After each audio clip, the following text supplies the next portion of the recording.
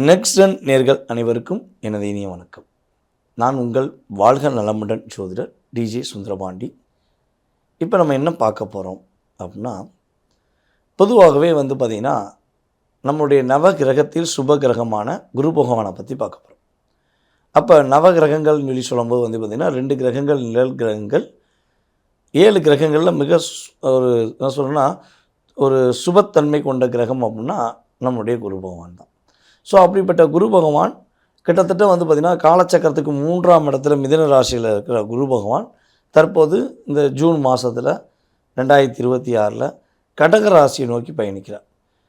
ஒவ்வொரு வருடமும் அவர் ஒரு ராசியிலேருந்து இன்னொரு ராசியை கடப்பார் அப்படிங்கிறது நிதர்சனமான உண்மை.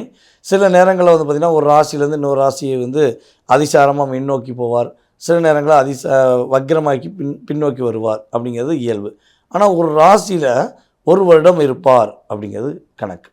ஸோ அப்படிப்பட்ட நிலையில் இந்த வருடம் மட்டும் என்ன விசேஷம், இந்த வருடம் மட்டும் ஏன் நம்ம குரு பயிற்சியை ரொம்ப அதிகமாக யோசிக்கும், அதிகமாக ஒரு எதிர்பார்ப்போடு பார்க்குறோம் அப்படின்னா, அதாவது குரு பகவான் எல்லா ராசிக்குள்ளேயும் நுழைவார், உண்மை. ஸோ அப்படிப்பட்ட குரு பகவான் தனக்கு பிடிச்ச வீடு, தனக்கு மிகவும் பிடித்த வீடான கடக ராசிக்குள்ளே தான் உச்சம் பெற்ற வீட்டுக்குள்ளே போகிறது தான் இந்த வருடத்தில் மிகப்பெரிய சிறப்பு. அதாவது ஒரு ராசியை விட்டு இன்னொரு ராசியை கடந்து வர ஒரு வருடம். அப்போ கடகராசிக்குள்ளே கிட்டத்தட்ட ஒரு 12 வருடத்துக்கு முன்னாடி வந்த குரு பகவான் தற்போது உள்ளே வரப்போகிறார். அப்படிங்கும்போது இந்த உச்சம் பெற்ற குரு உங்களுடைய லைஃப்பில் என்னென்ன மாற்றங்களை கொடுக்க போகிறார், என்னென்ன முன்னேற்றங்களை கொடுக்க போகிறார்னு சொல்லி பார்க்க போகிறோம். பொதுவாகவே பார்த்திங்கன்னா வருட கிரகங்கள் அப்படின்னு சொல்லி பார்க்கும்போது சனி பகவான், ராகேது பகவான், இந்த 2 கிரகங்களுடைய பெயர்ச்சினாலே நம்ம எல்லாருக்குமே ஒரு பதட்டம் வரும். சார் சனி பயிற்சி வருது சார், எதுவும் பிரச்சனை வந்துடுமா, ராகேது பயிற்சி வருதே ஏதாவது ப்ராப்ளங்களை சந்திப்போமோ அப்படிங்கிற ஒரு பதட்டத்தோடு பார்ப்போம். ஆனால் அந்த சுப கிரகமான குரு பகவான் மட்டும் பெயர்ச்சி ஆறான்னா எல்லாருக்கும் ஒரு சந்தோஷம். அப்பாடி செம, குரு வந்துட்டாரியா, நம்ம கவலையே பட தேவையில்லை அப்படின்னு சொல்லி நம்ம நினைக்கக்கூடிய அளவுக்கு அவர் நிறைய விஷயங்களில் மாற்றத்தை கொடுப்பார்.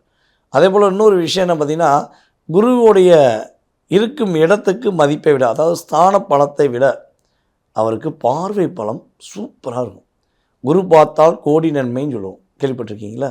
ஸோ அப்படிப்பட்ட குரு பகவான் கடக ராசிக்குள்ளே அமர்ந்து கிட்டத்தட்ட தன்னுடைய 5ஆம் பார்வை மூலமாக விருச்சக ராசியை பார்க்க, தன்னுடைய 7ஆம் பார்வை மூலமாக மகர ராசியை பார்க்க, தன்னுடைய 9ஆம் பார்வை மூலமாக மீன ராசியை, தன்னுடைய ராசியவே பார்க்க.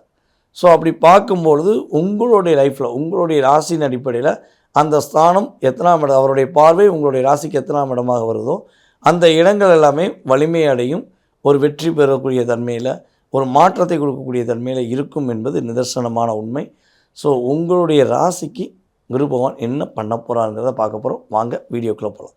மகர ராசி என்பர்களுக்கு இந்த 2026ஆம் ஆண்டு குரு பயிற்சியானது என்ன பெரிய மாற்றத்தை கொடுக்க போகுது அப்படின்னா, கிட்டத்தட்ட மகர ராசிக்கு 7ஆம் இடத்துல குரு பகவான் 12 வருடத்துக்கு ஒரு முறை தான் வருவார்.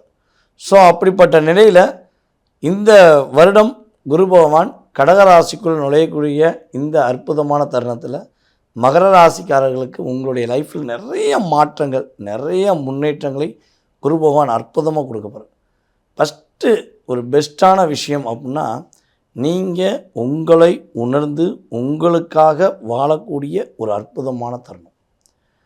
இவ்வளவு நாட்களாக ஏற்பட்ட வலி, வேதனை, போராட்டம், பிரச்சனை, கஷ்டம், கவலை, துன்பம், துயரங்கள் அனைத்தும் நீக்கி முயற்சியில் வெற்றி, எடுக்கிற விஷயங்கள் அனைத்தும் வெற்றி பெறக்கூடிய வாய்ப்பு, ஒரு நிதானமான முடிவு என்கிற தன்மையை குரு பகவான் உங்களுக்கு கொடுக்க போகிறார் என்பது இந்த குரு பயிற்சிக்கு அப்புறம் நடக்க போகிற உண்மை.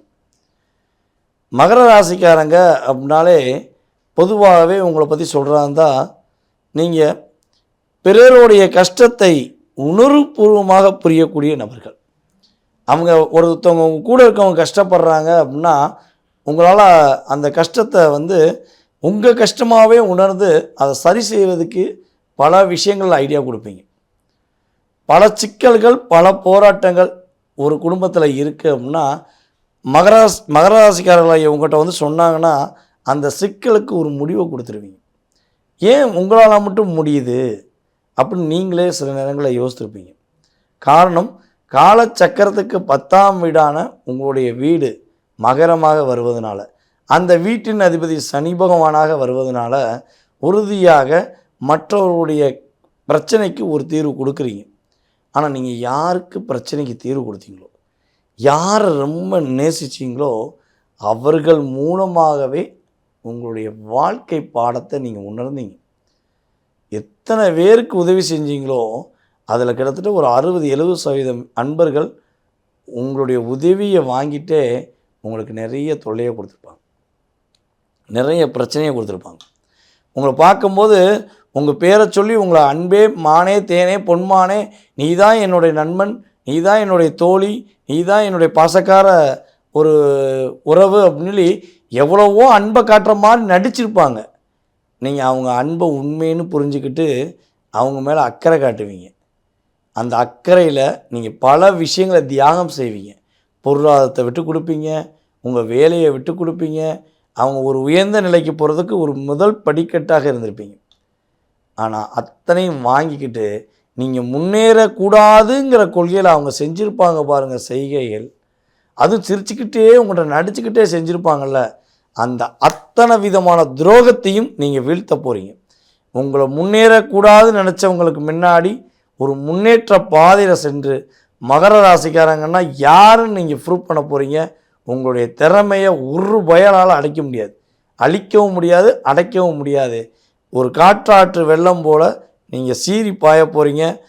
உங்களை சிதைக்க நினச்சவங்க காணாமல் போகிறாங்க அப்படிங்கிறது இந்த குரு பயிற்சிக்கு அப்புறம் உறுதியாக நடக்க போகுது. என்னுடைய மனசுக்கு பிடிச்ச மகர ராசியாக இருந்தாலும் சரி, எப்படி உங்கள் மேலே பாசம் காட்டினாலும் சரி, இனிமேல் பாசத்துக்கு பணிஞ்சு போகாதீங்க. நீங்கள் துணிஞ்சு நில்லுங்க. உறுதியாக உங்களோட லைஃப்பில் வெற்றி உண்டு. இவ்வளவு நாட்களாக உங்கள் மூலமாக லாபம் பெற்றவர்கள், உங்களை கஷ்டப்படுத்தின அத்தனை பேருக்கும் பாடத்தை கொடுக்க போகிறீங்க. இனிமே உங்களுடைய முயற்சி, உங்களுடைய செயல்பாடு அனைத்துமே உங்களுக்கான லாபத்தை கொடுக்கக்கூடிய பங்காக இருக்கும் என்பது உண்மை. அதே போல் மகர ராசி அன்பர்களுடைய உறவுகள் இனிமேல் புரிந்து கொண்டு உங்கள் மேலே அன்பு காட்டக்கூடிய வாய்ப்பு, உங்களுக்கு திருமணம் நடக்கக்கூடிய வாய்ப்பு அதிகமாக இருக்குது. அதாவது மகர ராசியில் யாரெல்லாம் திருமணம் முடிக்கலன்னு வருத்தப்படுறீங்களோ அவர்களுக்கு திருமணம் முடிக்க வாய்ப்பு இருக்குது. திருமணம் முடித்து லைஃப்பில் நிறைய போராடிட்டவங்க, சட்டப்படி பிரிவு வந்துருச்சு, இல்லை எனி ஒன் சான்ஸ் ஏதோ ஒரு பிரச்சனையாக பிரிஞ்சிட்டோம், எங்களுக்கு 2வது திருமணம் முடிக்கலாமா அப்படின்னு எதிர்பார்க்குறோன்னா, உறுதியாக 2வது திருமண வாழ்க்கைக்காக காத்திருக்கிற மகராசி என்பவர்களுக்கு 2வது திருமண வாழ்க்கை அமையக்கூடிய பாக்கியம் உண்டு. அதே போல் உங்கள் கூட பிறந்த இளைய சகோதர சகோதரி, மூத்த சகோதர சகோதரிகளுக்கு திருமணம் முடியலேன்னு வருத்தப்படுறீங்கன்னா அவங்களுக்கு திருமண பாக்கியம் உண்டாகும் என்பது கிரக ரீதியான உண்மை. அதாவது பொதுவாகவே இந்த குரு பயிற்சியானது மகர ராசி என்பவர்களுக்கு மகத்துவமான ஒரு செயல்பாடுகளை, மகிழ்ச்சியான செயல்பாடுகளை, ஏற்றத்தை கொடுக்கக்கூடிய ஒரு செயல்பாடுகளை கொடுக்கக்கூடிய குரு பயிற்சியாக இருக்க போது, வீழ்வேன் என நினைத்தாயோ என்ற வார்த்தைக்கு ஏற்றவாறு நீங்கள் வெற்றி பெற போகிறீங்க அப்படிங்கிறது நிதர்சனமான உண்மை.